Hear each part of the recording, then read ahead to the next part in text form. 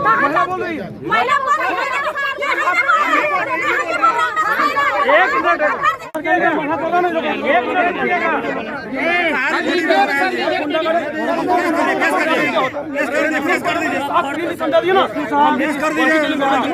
आप लोग गुंडागर्दी कर रहे हैं। आप लोग गुंडागर्दी कर रहे हैं। लेडीज ने आवेदन दिया है, एफआईआर हुआ है, एसपी ने हमको बोला है। आप लोग गुंडागर्दी कर रहे हैं। आप जो भी सुन लीजिए मेरी बात को। आप डायरेक्ट धमकी मत दीजिए। धमकी नहीं, आप लोग गुंडागर्दी कर रहे हैं। ये गुंडागर्दी कर रहे हैं। आप गुंडागर्दी कर रहे हैं। गुंडागर्दी कर रहे हैं।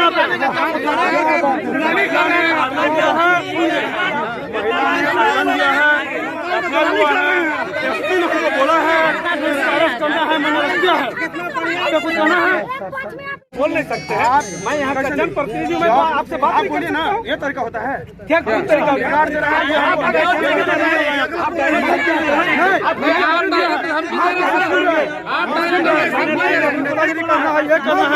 हम बोले मुझे बात करना, ये करना है, मुझे नेतागिरी हम छाड़ सकते हैं।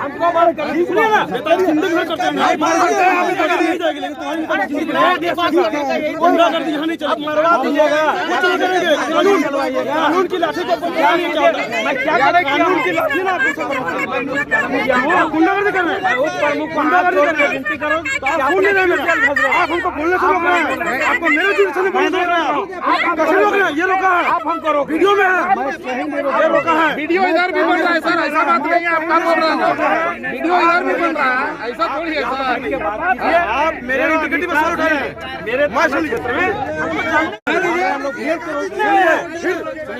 हम गलत किए हैं, जेल जाने के लिए के पास जाइए। अभी कर रहे हैं। ये बोल रहा है कि नेतागिरी कर रहे हैं। हम सब सुन रहे हैं। आप हमको नेतागिरी की चोट बोल रहे हैं। आप कर रहे हैं। तुम बोले हो खाना में तुम लोगों ने मजमा किया है।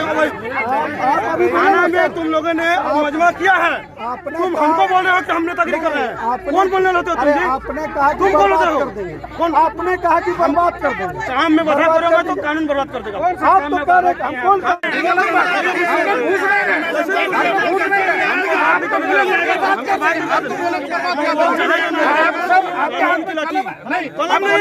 कानून है, बात करते हैं।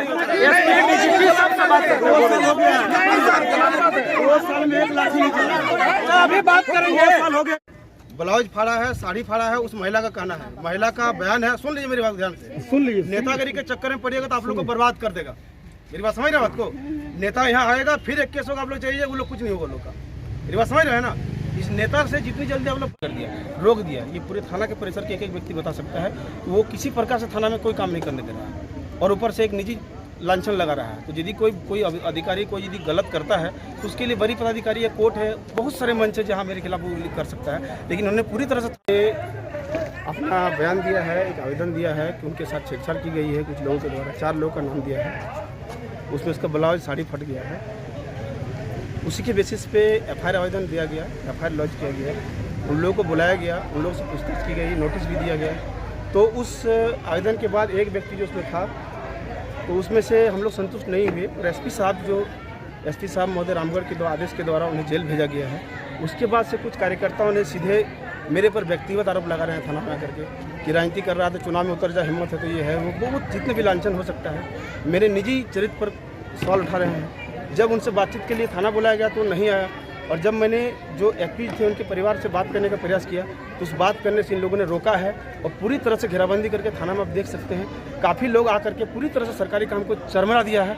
कोई काम नहीं हो रहा, आप देख सकते थाना में सारे स्टाफ बाहर हैं और इनको ही ठीक करने में पूरा ऊर्जा लग गया है। पूरा थाना का काम बाधित हो गया है इन लोगों की नेतागिरी के कारण से। और जो एक्यूज है, जिसने जो किया है वो पूरी तरह से विधिवत भी है, कानून के अनुसार नुकसान कर सकता और निष्पक्ष चुनाव नहीं कराएगा। इस पर हम लोगों ने चुनाव आयोग के सामने भी कंप्लेन किया था, लेकिन इस पर कुछ नहीं हुआ। और चुनाव के समय में भी हमारे कार्यकर्ताओं को पीटा गया, हमारे कार्यकर्ताओं को गलत तरीका से परेशान किया गया। ये हमने कई बार कंप्लेन भी किया, लेकिन सरकार के दबाव में यहाँ के अधिकारी एक तरफा कार्रवाई किए और उसके बाद चुनाव जबरदस्ती चुनाव जीतने का कई कार्यकर्ताओं को धमकी दिया गया, कई पब्लिक को भी राशन कार्ड काट देंगे तो किसी को पेंशन काट देंगे तो आवास रोक देंगे। इस तरह का कई हथकंडा बनाया गया है, लेकिन उसके बावजूद भी हम लोग चुनाव जीते।